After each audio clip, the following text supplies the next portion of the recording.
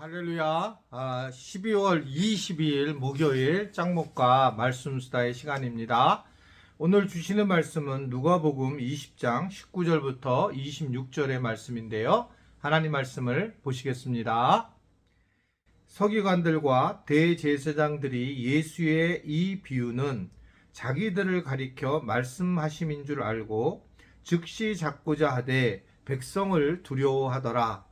이에 그들이 엿보다가 예수를 총독의 다스림과 권세 아래 넘기려 하여 정탐들을 보내어 그들로 스스로 의인인 체하며 예수의 말을 책잡게 하니 그들이 물어 이르되 선생님이여 우리가 아노니 당신은 바로 말씀하시고 가르치시며 사람을 외모로 취하지 아니하시고 오직 진리로서 하나님의 도를 가르치시나이다.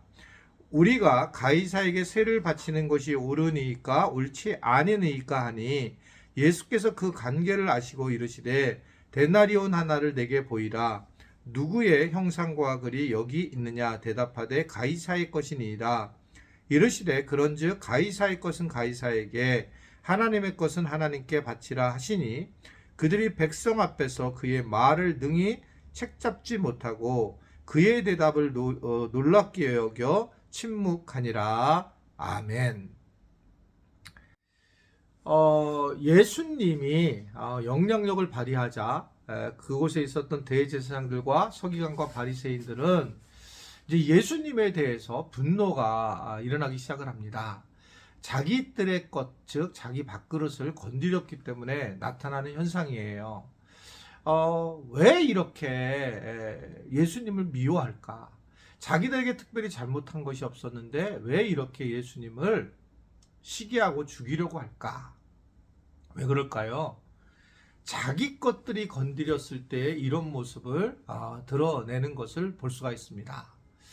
목회하면서 보지 말아야 될 부분인데 사실은 누가 자기 것이 건드렸을 때에 굉장히 저도 포함했을 거예요.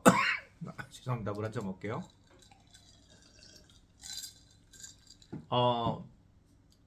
정말 너무 과도하게 생각하는 경우가 있습니다. 정말 저를 공격을 하는데 어떨 때에는 왜 이런 식으로 그냥 뭐 이렇게 교회를 어떻게 해달라는 것이 아니라 개인적으로 이런 식으로 공격할까라고 하는 때가 있었어요. 정말 그때는 힘들었죠. 그냥 뭐 개인적으로 그런 이야기를 하기 때문에 그러니까 이게 사람이 하는 걸까라고 생각할 때 정말 사람이 할 수 있는 일이 아니라고 생각해요.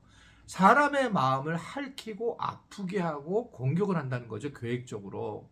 오늘 예수님도 그런 거죠. 사실은 첩자를 보내는 거예요. 첩자를 보내가지고 예수님을 갖다가 흠을 내기 위한 예수님을 공격하기 위한 어떤 실마리를 찾으려고 하는 그런 모습들을 보이는 겁니다. 이게 마귀가 하는 거예요. 우리가 살면서 실수는 할 수 있어요. 서로 말도 잘못할 수 있어요. 그럴 때는 이제 실수했다, 잘못했다, 사과하고 또 그것을 받아주면 됩니다. 그런데 의도적으로 상대방을 갖다가 공격을 하려고 하는 것은 사람이 하는 일이 아닙니다. 그리고 계획적으로 방도를 정하고 이 스텝을 밟아서 이렇게 하는 것은 인간으로서 하는 일이 결코 될 수 없는 겁니다. 오늘도 예수님을 그거를 뭐라고 봅니까? 이들을 예수의 말을 책잡는다라고 하는 것을 알게 되셨고 그래서 예수님은 23절에 보면 간계를 아셨다 이렇게 하고 있어요. 간계. 아주 기가 막힌 아주 간사한 계획을 알고 계셨다는 거죠. 이게 얼마나 어려운 일인지 모르겠어요.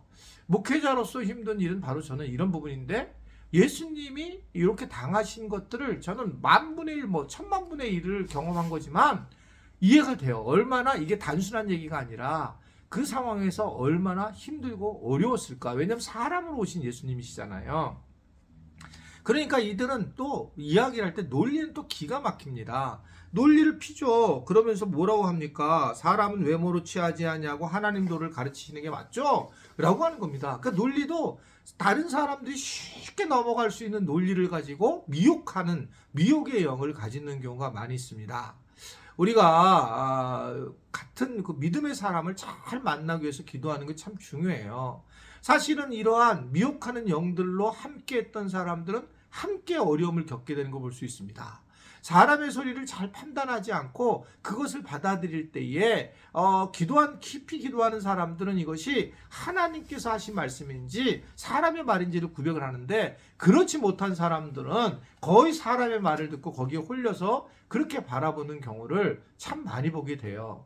예수님한테도 이렇게 얘기할 때에 주변 사람들이 아마 이 사람들 외에 주변 사람들이 그러한 모습이 드러날 거라고 생각해요. 여러분, 신천지가 바로 그런 거죠. 신천지 잘 생각하셔야 돼요. 정말 조심해야 됩니다. 신천지는 일단 담임 목사를 비판하고 비난을 이제 하게 됩니다. 그래서 시간 점진적으로 정말 그렇구나라고 하는 그러한 모습을 가지고 이제 교회를 무너뜨리려고 하는 것, 신천지들의 모습이죠. 이게 우리 교회는 없다 이렇게 얘기할 수 없는 부분입니다. 어쨌든 간에 이런 부분들이 늘 있습니다. 신천지와 같이 그 이상의 또한 어두운 영들이 교회 안에도 있을 수 있고, 어디든지 충분히 내가 만나는 사람들 속에 있어요.